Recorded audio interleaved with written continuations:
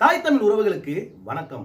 நம்ம இன்னைக்கு என்ன வீடியோ பார்க்க போறோம் பாத்தீங்கன்னா, நடிகர்கள் அரசியலுக்கு வரக்கூடாதா? என்னடா நடிகர்லாம் அரசியல் வரக்கூடாதா அப்படின்ற மாதிரி தான் திமுகவா இருக்கட்டும், அதிமுகவா இருக்கட்டும், விஜயை எதிர்க்கிற பல கட்சிகள் நடிகருக்கு சேர்ந்த கூட்டம், நடிகர்லாம் பாத்தீங்கன்னா அரசியலுக்கு வரலாமா, நடிகர்களுக்குலாம் என்ன தகுதி இருக்கு அப்படின்ற மாதிரி நிறைய பேர் பாத்தீங்கன்னா தெரிவிச்சிட்டு இருக்காங்க. உண்மையாவே நடிகர்கள் பாத்தீங்கன்னா அரசியலுக்கு வரலாமா வரக்கூடாதா, விஜய் வந்த நேரம் சரியான நேரமா, இல்ல விஜய் பாத்தீங்கன்னா அரசியல் வந்ததே தப்பா அப்படின்ற மாதிரி சில ஆமை குஞ்சுகள் கதறத நம்ம காதால கேட்க முடியுது. இந்த வீடியோல இதற்கு முன்னால எந்தெந்த அரசியல் கட்சிகள் பாத்தீங்க அப்படின்னா, நடிகர் இதற்கு முன்னாடி எந்தெந்த கட்சிகள்லாம் தமிழ்நாட்டில் அரசியல் பின்புலம் இல்லாமே வந்தாங்க, அது மட்டும் இல்லாம தனிச்சு நின்று ஜெயிச்சாங்க அப்படின்ற மாதிரி இந்த நடிகரெல்லாம் அரசியலுக்கு வரலாமா கேட்கறவங்களுக்கு தான் இந்த பதிலடி. வீடியோ பாருங்க, வீடியோ ரொம்ப சுவாரஸ்யமா இருக்கும். வாங்க வீடியோ முன்னாடி போலாம். ஓகேவா? தமிழ்நாட்டுக்கும் தமிழ்நாட்டு அரசியலுக்கும் சினிமாவுக்கும் பாத்தீங்கன்னா ரொம்பவே சம்பந்தம் இருக்கு. இப்போ பாத்தீங்கன்னா விஜய் அவர்களை அதிகமா யாரு நடிகர் அரசியலுக்கு வர்றாங்க, அதெல்லாம் வரக்கூடாது அப்படின்ற மாதிரி யார் அதிகமா கொந்தளிக்கிறது அப்படின்னு பாத்தீங்கன்னா, நாம் தமிழர் கட்சியை சேர்ந்த அண்ணன் சீமான் அவர்கள் மட்டும் அண்ணனோட தம்பிகளை ஆமை குஞ்சுகள் பாத்தீங்கன்னா ரொம்பவே கதறிட்டு இருக்காங்க. நடிகர் வரக்கூடாது, நடிகர்களுக்கு சேர்ந்த கூட்டம் அப்படின்ற மாதிரி. ஏன்னா உங்க அண்ணன் டைரக்டா சுதந்திர போராட்டத்தையாகி டைரக்டா சுதந்திர போராட்டத்தை முடிச்சுக்கிட்டு டைரக்டா அரசியல் வந்தாரா? ஏன்னா சிவகங்கையில பிறந்து சிவகங்கையில இருந்து இங்க சினிமாக்கான தான் உங்க அண்ணன் ஓடி வந்தாரு சென்னைக்கு. சினிமா பின்போலம் இல்லாம உங்க அண்ணன் எப்படி இவ்வளவு பெரிய மேடை பேச்சாளராக முடியும்? ஒரு சின்ன விஷயம், பெரியார் கொள்கை பரப்பு செயலாளராக சீமானும் பல மேடைகளை பேசும் பொழுது அவரை ஊக்கப்படுத்தி யாரு மேலே ஏற்றி விட்டது அப்படின்னா, இவன் ஒரு நடிகர், இவனுடைய சீமான் ஒரு டைரக்டர். அந்த சீமான் பாத்தீங்கன்னா தமிழ் மேல ரொம்ப பற்று வச்சிருக்கான்பா. அவனுக்கு பாத்தீங்க அப்படின்னா மேடையில் ஏற்றி பேச அதிக வாய்ப்பு கொடுக்குன்னு சொல்லி நம்ம குளத்தூர் மணி இன்னுமே உயிரோட தான் இருக்காரு, விசாரிச்சு பாருங்க. குளத்தூர் மணி தான் மேடை ஏற்றி விடுறாரு.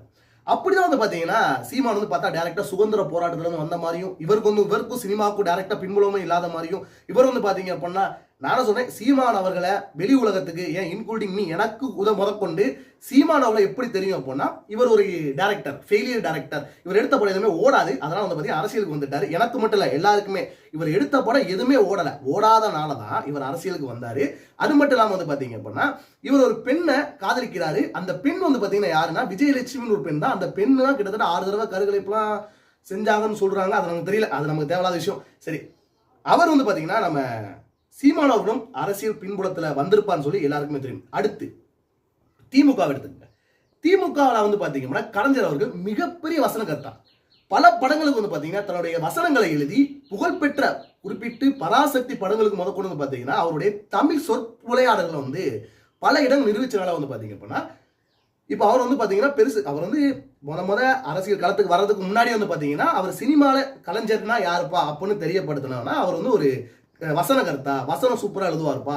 பல நாடக மேடைகள்ல பல நாடகங்களுக்கு வசனம் எழுதி கொடுத்திருக்காரு. அந்த நாடகம் எல்லாமே சக்சஸ் அமைஞ்சிருக்கு அப்படின்ற மாதிரி தான் சொல்லுவாங்க.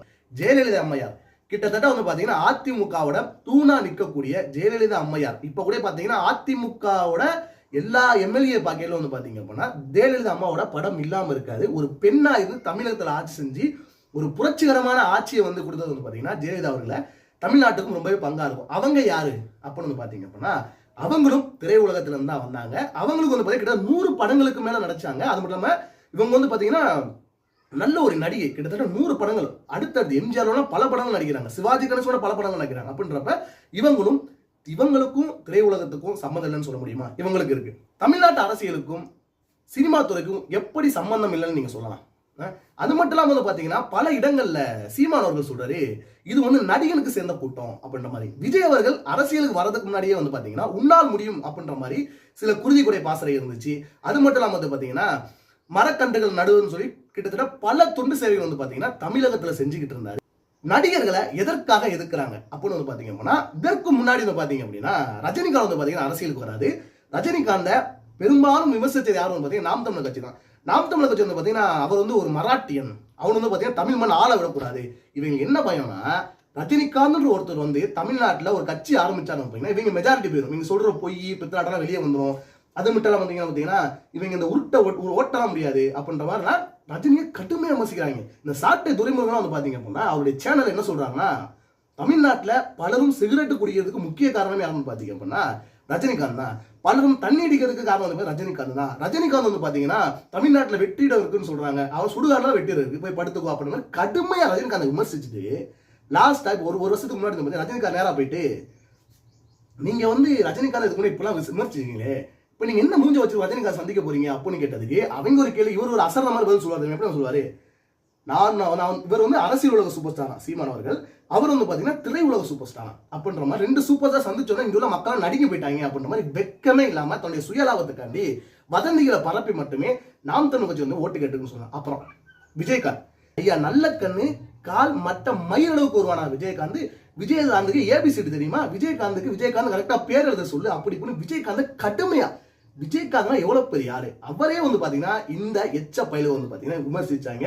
இவங்க எப்படி தெரியுமா, ஒரு விஷயம் நடக்குதுன்னு சொன்னா பிரச்சனை இல்லை, நடக்காத விஷயத்த நடந்த மாதிரியும் இல்ல நடக்கிற விஷயத்த நடக்காத மாதிரியும் வந்து பாத்தீங்கன்னா அந்த பொய் ஃப்ராடு விட்டுக்கிட்டு இவங்க எப்பயுமே தெரியதான் இவங்க பொழப்பாவே இருந்திருக்கு. அது மட்டும் இல்லாம வந்து பாத்தீங்கன்னா வீடியோ பார்த்தமைக்கு நன்றி, வணக்கம்.